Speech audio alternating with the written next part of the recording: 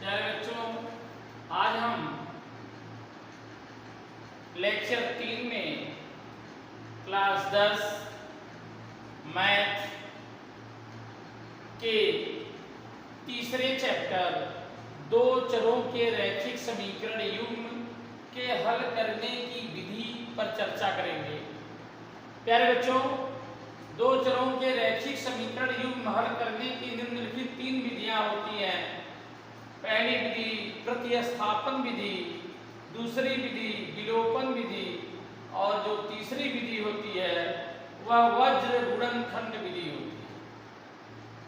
तो हमने लेक्चर 2 में प्रतिस्थापन विधि को विस्तृत तौर पे समझाया था और उस पे कुछ प्रश्न को हल करवाए थे।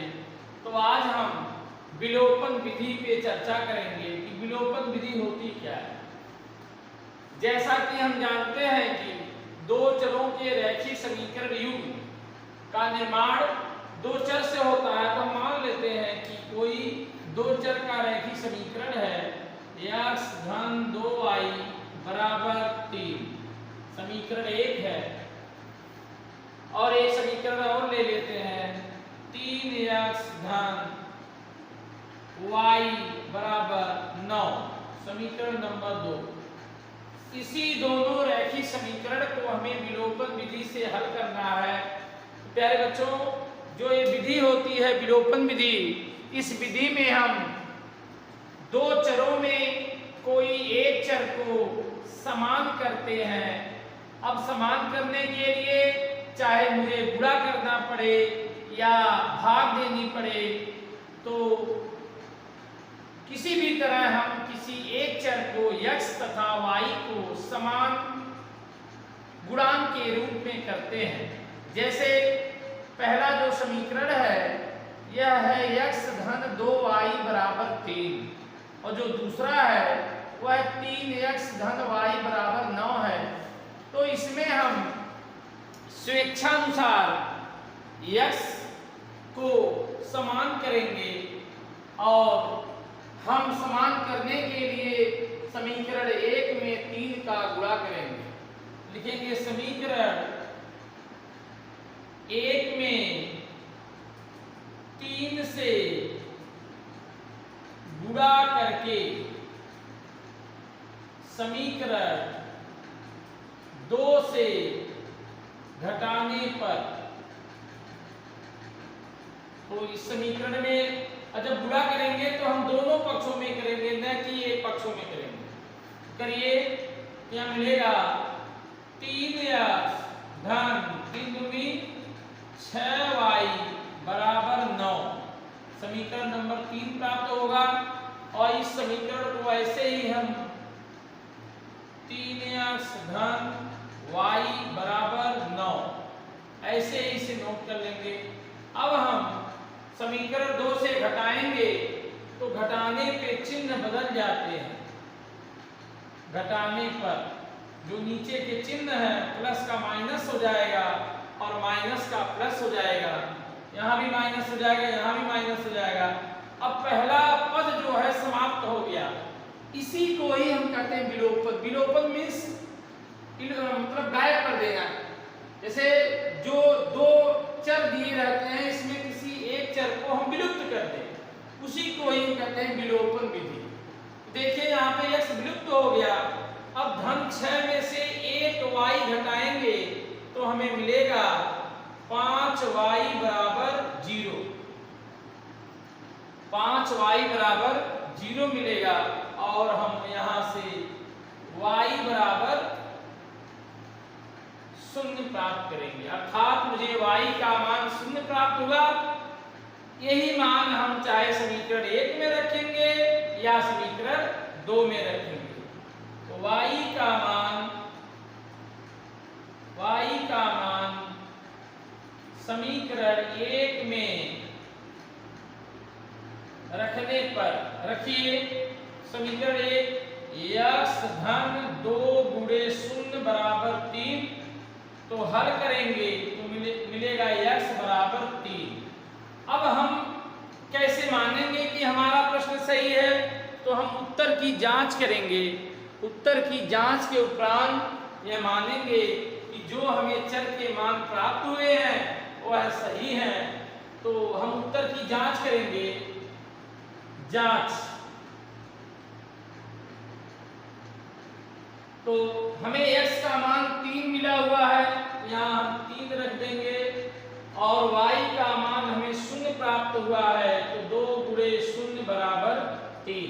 हल करेंगे तो देखिए दोनों पक्ष हमें समान प्राप्त हो रहे हैं, तो हम कहेंगे कि यह जो उत्तर प्राप्त हुआ है यह सही है। अर्थात विलोपन विधि में हम दोनों चरों में किसी एक चर के गुणांक को समान करते हैं और जोड़ने या घटाने से उस पद को हम विलुप्त करते हैं, जिससे हमें एक चर के रूप में वह मान प्राप्त होता है, और उसी मान को हम चाहे समीकरण 1 में या समीकरण 2 में रख करके हम दोनों चरों के मान को प्राप्त करते हैं।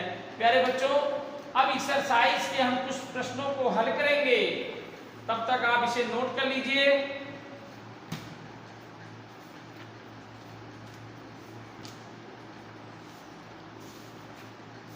एनसीईआरटी एक्सरसाइज 3.3 या 3.4 में कुछ प्रश्न दिए गए हैं जिसको हम हल करेंगे। तो पहला प्रश्न देखते हैं, एक्सरसाइज 3.4 के क्वेश्चन नंबर पहला।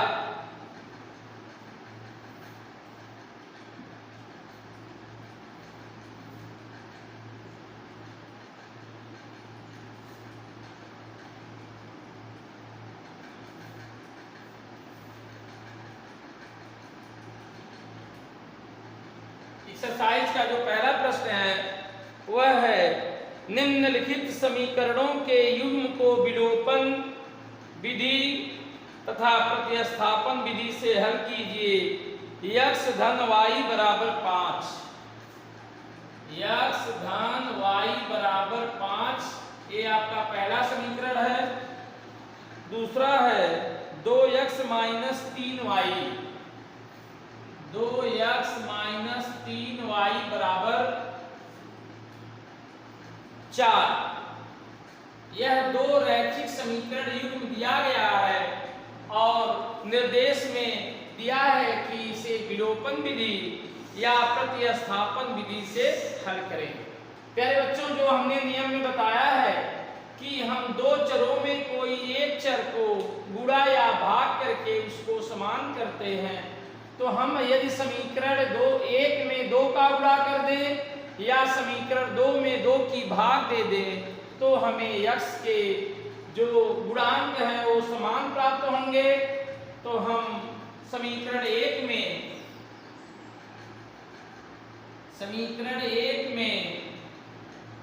2 से गुणा करने पर तथा समीकरण 2 से घटाने पर, जब भी गुणा करेंगे तो हम दोनों पक्षों में करेंगे। गुणा करिए तो हो जाएगा 2x धन 2y बराबर 10, समीकरण नंबर 3। और इस समीकरण 2 को यहाँ नोट कर लेंगे, 2x माइनस 3y बराबर 4। प्यारे बच्चों, जोड़ेंगे तो यह विलुप्त नहीं होगा, इस नाते हम क्या करेंगे, घटाएंगे। घटा दीजिए। तो आपको बताया गया है कि घटाने पे चिन्ह बदल जाते हैं। घटा दीजिए, माइनस माइनस का प्लस हो जाएगा, माइनस हो जाएगा। अब x का पद क्या हो गया, विलोपित हो गया, अर्थात समाप्त हो गया। अब देखिए धन 2 धन 3, ये हो जाएगा 5y बराबर 10 में से 4 जाएगा, यहाँ 6 मिलेगा, अर्थात y बराबर 6/5। हमें y का मान प्राप्त हो गया। अब y का मान हम किसी चाहे समीकरण 1 में या समीकरण 2 में रख करके हम x का मान प्राप्त करेंगे। तो लिखेंगे समीकरण 1 में y का मान रखने पर रखिए, तो जहां पे y लिखा होगा वहां पे 6/5 रखेंगे, तो x धन 6/5 बराबर 5 प्राप्त हुआ। अब हम 6/5 को बराबर के उस तरफ पक्षांतर करेंगे तो मिलेगा 5 - 6/5। अब इसे हल करेंगे तो मिलेगा 5 × 25 - 6/5। 25 में से 6 को घटाएंगे तो 19/5 प्राप्त होगा, जो कि x का ये मान होगा, अर्थात x बराबर 19/5 और y बराबर 6/5 दिए गए प्रश्न का हल होगा। अगला प्रश्न है एनसीईआरटी 3.4 का पहले का चौथा क्वेश्चन है कि x/2 धन 2y/3 बराबर -a। समीकरण नंबर 1 x - y/3 बराबर 3। समीकरण नंबर 2 इसे हमें विलोपन विधि या प्रतिस्थापन विधि से हल करना है। तो हम सबसे पहले इसको हम लीनियर रूप में परिवर्तित करेंगे, अर्थात 2 और 3 के एलसीएम से दोनों पक्षों में गुणा कर देंगे।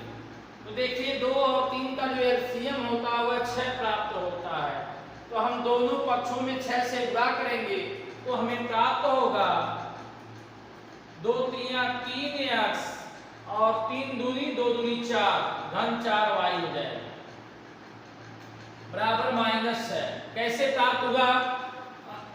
दोनों पक्षों में हमने 6 का गुणा कर दिया, तो यहाँ पे 6 का गुणा करेंगे तो 2 × 3 6 हो जाएगा। देखिए 3x नोट किए हैं, और यहाँ पे 6 का गुणा करेंगे 6 दूनी 12/3, तो 12/3 को हल करेंगे तो 4y मिलेगा। इसी प्रकार से हम यहाँ पे 3 से दोनों पक्षों में गुणा कर देंगे तो हमें प्राप्त होगा 3x माइनस ये 3 3 कट जाएगा -y बराबर 3 × 3 = 9। प्यारे बच्चों, हमें जो समीकरण प्राप्त हुए हैं वह रैखिक युग्म के रूप में प्राप्त हो गए हैं, जो कि ax + by + c के रूप में होते हैं। अब हम देखेंगे कि दोनों चरों में किसके गुणांक समान हैं। तो आप देखिए, तो समीकरण 1 और 2 में x के जो गुणांक हैं वो समान हैं, तो हम इसे हल करेंगे। आपको पता है कि समान चिन्ह जुड़ते हैं और विपरीत चिन्ह घटते हैं, तो हम समीकरण 1 में से समीकरण 2 को घटाएंगे तो लिखेंगे घटाने पर समीकरण 1 में से 2 को घटाने पर तो चिन्ह क्या हो जाएंगे? बदल जाएंगे। पहला पद विलुप्त हो जाएगा, 4 और 1 जोड़ेंगे तो 5 मिलेगा, और -6 - 9 जोड़ेंगे तो -15 प्राप्त होगा। अब यहाँ से हम y का मान ज्ञात करेंगे, -15/5 हल करेंगे तो -3 प्राप्त होगा। प्यारे बच्चों, ये y का मान चाहे समीकरण 1 में रखें या समीकरण 2 में रखें, या लिख सकते हैं, कोई प्रॉब्लम नहीं है। तो y का मान समीकरण 1 में रखने पर, आप स्वेच्छा से कहीं भी रख सकते हैं, चाहे 1 में चाहे 2 में रख दीजिए, तो मिलेगा 3x धन 4 × -3 बराबर -6। तो 4 × 3 12 होगा, -12 को तो बराबर के उधर करेंगे तो +12 मिलेगा, तो 3x बराबर -6 + 12। 12 में से 6 को घटाएंगे तो मिलेगा 6 और जब इसे हल करेंगे तो x बराबर 2 प्राप्त होगा। प्यारे बच्चों यही आंसर होगा, x बराबर 2 और y बराबर -3। आप इसे उत्तर की जांच कर सकते हैं, दिए गए जो समीकरण है उसमें रख करके उत्तर की जांच कर लीजिएगा।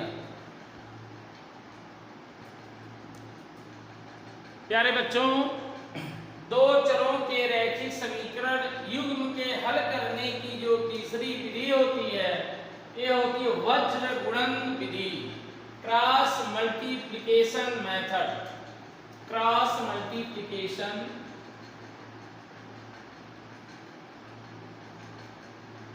या मल्टीप्लिकेटिव मेथड।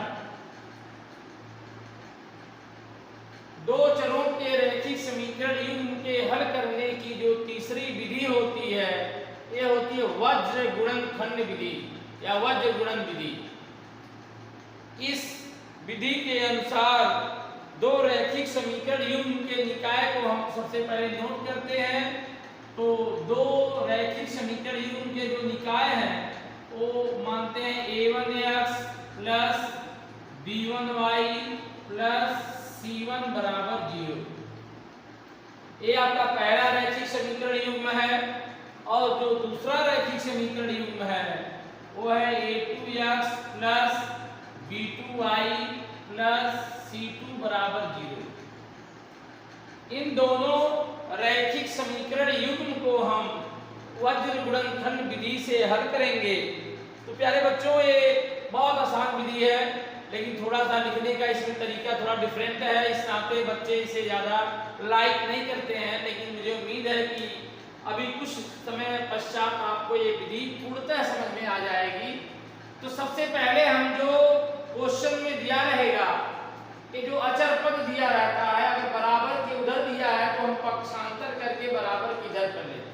सबसे पहला काम यही है, हम बराबर के उधर 0 कर लेते हैं, अगर नहीं 0 है तो पक्षांतर करके हम इधर कर लेते हैं। तत्पश्चात कैसे लिखते हैं थोड़ा सा ध्यान से देखिएगा, x y और a ऐसे लिख देंगे, x y और a। सबसे पहले हम जो y के कोफिशिएंट है, जो y के गुणांक है, उन्हें हम चिन्ह सहित नोट कर लेते हैं। चिन्ह सहित नोट करिएगा। तो प्लस है, प्लस तो लिखते नहीं है, लेकिन माइनस होता तो जरूर हम लिखते हैं। क्या लिखेंगे, b1 और b2। देखिए मैंने नोट कर लिया। अब इसके बाद चलिए अचर वाले पदों पे, तो क्या मिलेगा, c1 c2। अब पुनः हम रिवर्सिबल इधर आएंगे तो यहाँ पे x के गुणांक प्राप्त होंगे, हम चिन्ह सहित नोट करेंगे। तो हो जाएगा a1 a2। अब जहां से हमने प्रारंभ किया था लिखना, वहां पे पहुंच गए हैं। तो y के पद से हमने प्रारंभ किया था और y के गुणांक से हम समाप्त करेंगे। यहाँ पे हो जाएगा b1 b2 बस। अब देखिए जैसा नाम ही है कि क्रॉस मल्टीप्लिकेटिव, अर्थात हम इसका गुणा यहाँ करते हैं। पहले तीर लगा लीजिए तब समझाते हैं इसको।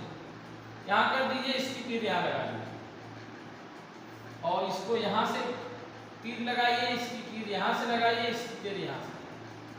प्यारे बच्चों, सबसे पहला काम हम यही करते हैं, यहाँ से यहाँ, फिर यहाँ से यहाँ, यहाँ से यहाँ, फिर यहाँ से यहाँ, फिर यहाँ से।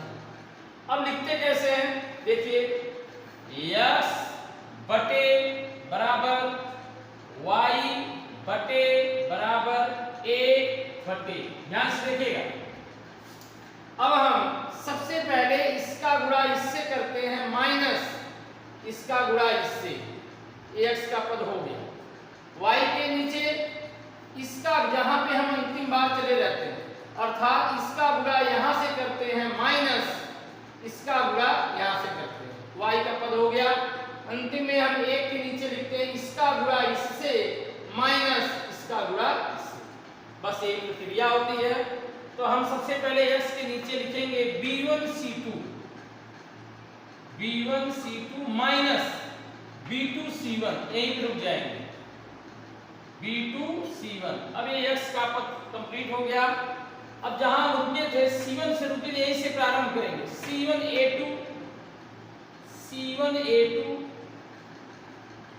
Minus C2A1। अब ये y कंप्लीट हो गया। अब हम एक के जो नीचे लिखेंगे A1, जहां रुकते हैं वहीं से प्रारंभ करते हैं, तो A1B2 माइनस A2B1। प्यारे बच्चों, बहुत से बच्चे इसमें यहाँ माइनस रहेगा, यहाँ माइनस रहेगा, तो जो माइनस ये लिखते हैं इसे भूल जाते हैं, जिससे गलतियां स्वाभाविक रूप से हो जाती हैं। तो ये जो माइनस है ये फिक्स है, चाहे यहाँ कितनों प्लस माइनस हो, लेकिन ये माइनस का उपयोग हम करेंगे। तो आप पहले पद का गुणा करिएगा माइनस दूसरे पद का गुणा, फिर y में यहाँ से इसका गुणा करिएगा माइनस इसका गुणा करिएगा, इसके बाद इसका गुणा यहाँ से करिएगा माइनस इसका गुणा यहाँ से करिएगा, आपको प्राप्त हो गया।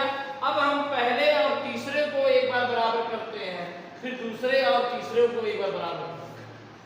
जब हम पहले और तीसरे को बराबर करते हैं, यदि पहला तीसरा ले लीजिए, क्या मिलेगा?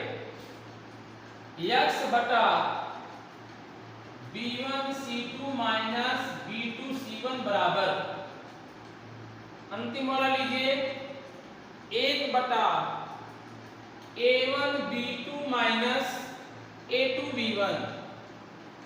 अब देखिए यह जो पद है इसको हम अंश में लिख देते हैं, तो हमें x का मान प्राप्त हो जाता है। x बराबर B1C2 माइनस B2C1 बटे A1B2 माइनस A2B1। प्यारे बच्चों, यही आपका x का मान होगा। इसी प्रकार से हम y को, यदि y बटे क्या दिया है C1A2 माइनस C2A1 बराबर 1 बटे A1B2 माइनस A2B1। अब इस पद को अगर अंश में लिख देंगे तो हमें y का मान प्राप्त हो जाएगा, हो जाएगा C1A2 माइनस C2A1 बटे A1B2 माइनस A2B1। यही आपका y का मान होगा। तो ये आपका x का मान दिया है, ये आपका y का मान दिया। यही विधि जो होती है इसी को हम वज्र गुणन विधि कहते हैं, काफी इंपॉर्टेंट है।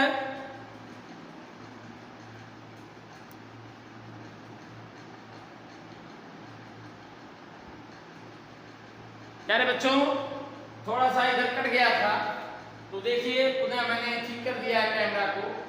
तो हम क्या करते हैं, इस पद को और इस पद को एक साथ इक्वेट कर लेते हैं। तो देखिए हमने इक्वेट किया है, यहाँ से x का मान, इसको ऊपर कर दिए हैं तो x का मान मिल गया।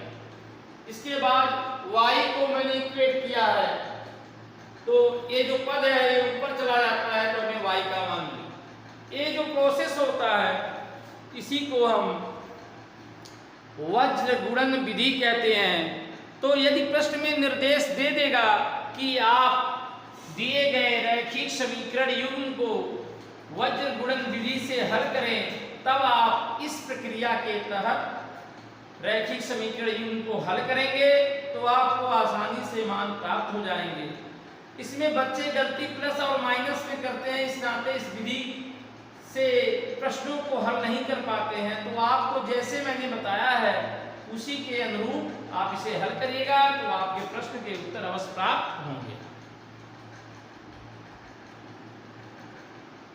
अब हम वज्र गुणन विधि पर एक प्रश्न एनसीईआरटी से सॉल्व करेंगे। एनसीईआरटी का क्वेश्चंस 3.5 पहले का दूसरा प्रश्न है। निर्देश दिया गया है कि निम्नलिखित रैखिक समीकरण युग्म को वज्र गुणन विधि से हल करें। तो प्यारे बच्चों, सबसे पहले हम दिए गए रैखिक समीकरण युग्म को हम a1x plus b1y plus c1 बराबर 0 के रूप में परिवर्तित करेंगे। तत्पश्चात इसे हम हल करेंगे। तो इसे हम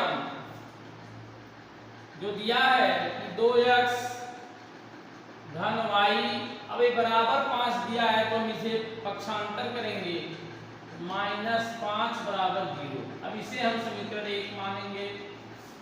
इसको भी हम परिवर्तित करेंगे तो हो जाएगा 3x धन 2y,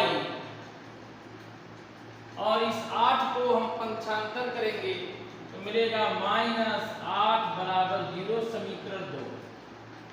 अब जो ये मैंने परिवर्तित किया है यह a1x plus b1y plus c1 बराबर 0 और a2x plus b2y plus c2 बराबर 0 के रूप में परिवर्तित हो गया।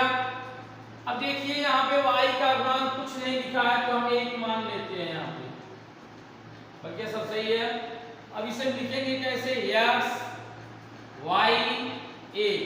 सबसे पहले हम y के गुणांकों का चयन करते हैं, हमेशा ऐसे ही करिएगा। तो y का गुणांक यहाँ 1 है, यहाँ 2 है, चिन्ह सहित लिखिएगा, 1 2 प्लस है तो प्लस लिखते नहीं। अब अचर पद लिखेंगे -5 -8, -5 -8 हो गया।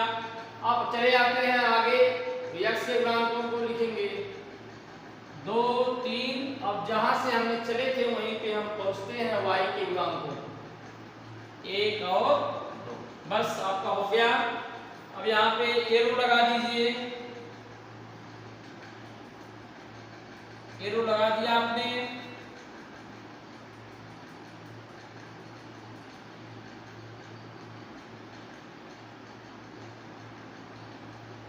देखिए एरो लग गए हैं।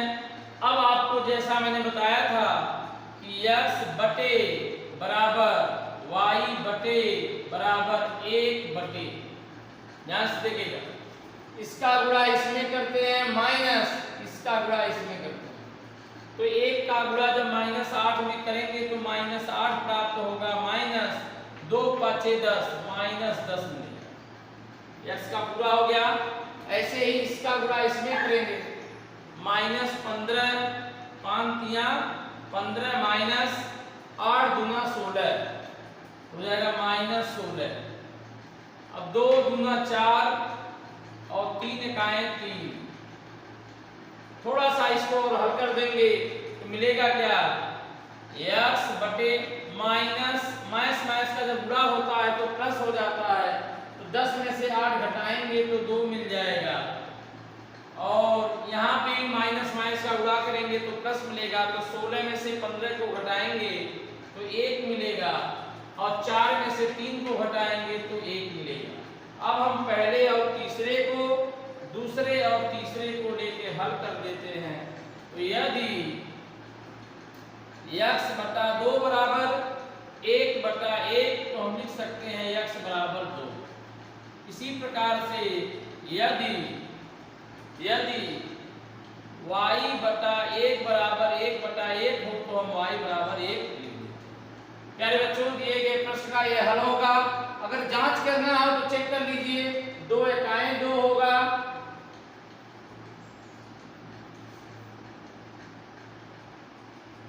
आंसर देख लीजिए, जांच में तो गलत आ रहा क्वेश्चन,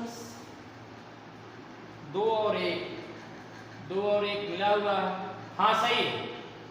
देखिए x का मान 2 है तो 2 दूना 4 में 1 जोड़ेंगे 5 मिल गया, यहाँ पे 3 दूना 6 और 2 इकाएं 2, 6 में 2 जोड़ेंगे तो 8 मिल गया। हमारा जो उत्तर है सही है। तो प्यारे बच्चों, इसी प्रकार से दिए गए बहुत से प्रश्न हैं, उसको आप हल करिएगा।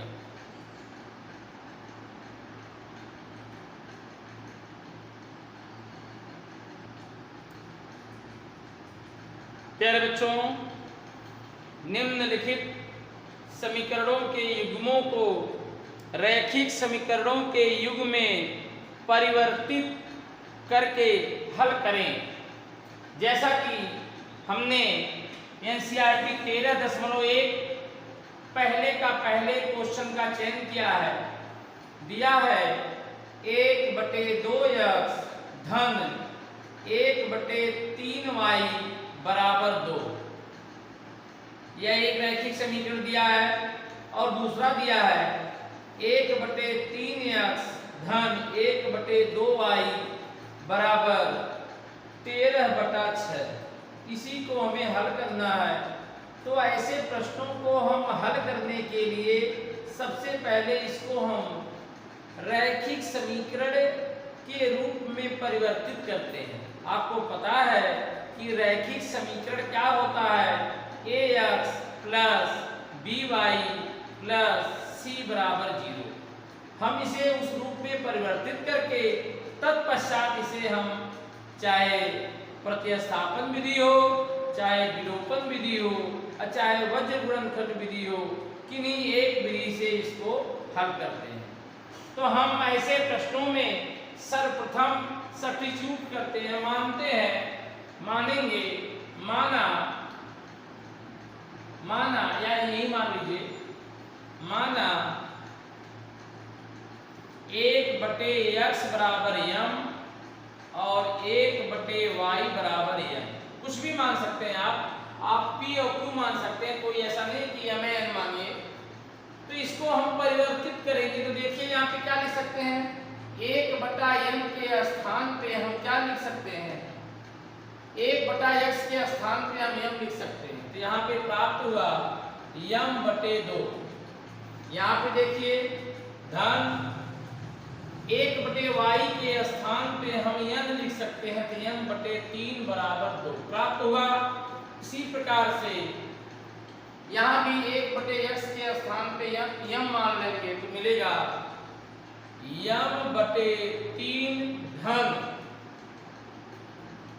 n/2 बराबर 13/6। अभी भी ये परिवर्तित नहीं हुआ है। अब हम 2 और 3 के एलसीएम से दोनों पक्षों में गुणा करेंगे। यहाँ भी हम 3 और 2 के एलसीएम से दोनों पक्षों में गुणा करेंगे। तो हम जानते हैं कि 2 और 3 का जो एलसीएम होता है वह 6 होता है।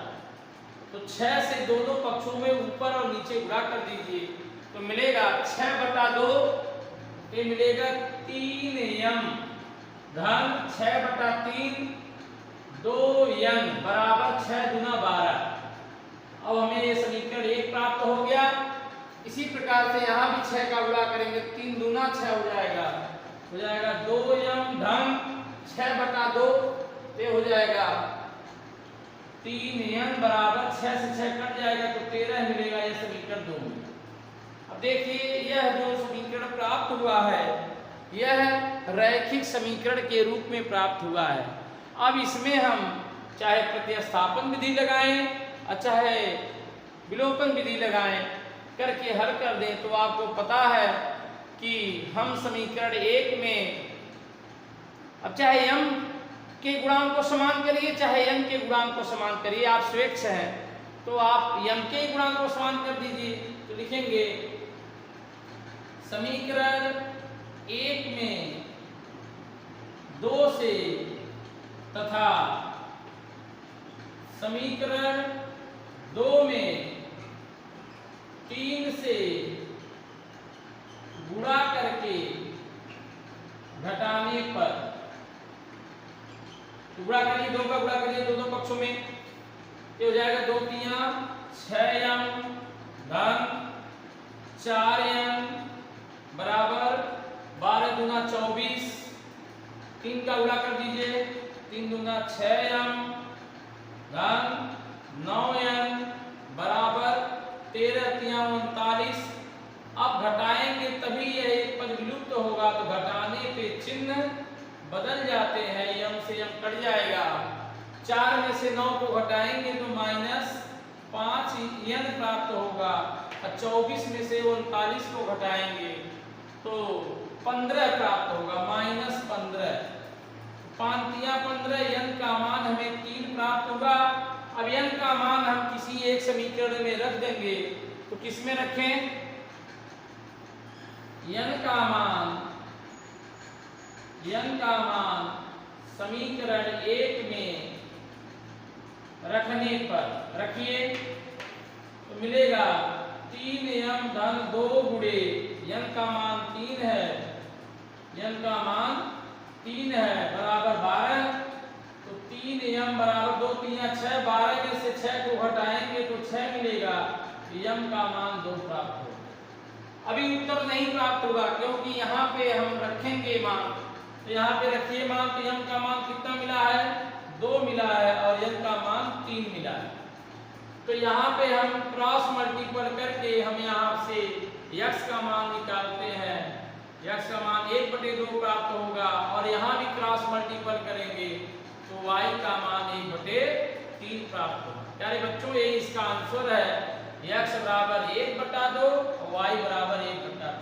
अगर इस प्रश्न के ऊपर या इस उत्तर के ऊपर कोई संशय होगा तो आप इस मान को इसमें रख दीजिएगा। अगर दोनों पक्ष बराबर मिल जाते हैं तो यह उत्तर सही होगा, अन्यथा यह गलत होगा। तो आप चेक कर लीजिएगा। इसी प्रकार से एक्सरसाइज 3.6 के सभी प्रश्नों को हल करिएगा। अगले लेक्चर में हम आपको जो चाल पे आधारित प्रश्न, उम्र पे आधारित प्रश्न, नाव की चाल पे आधारित प्रश्न और कुछ प्रश्न भिन्नों पे हैं उसको हम बताएंगे।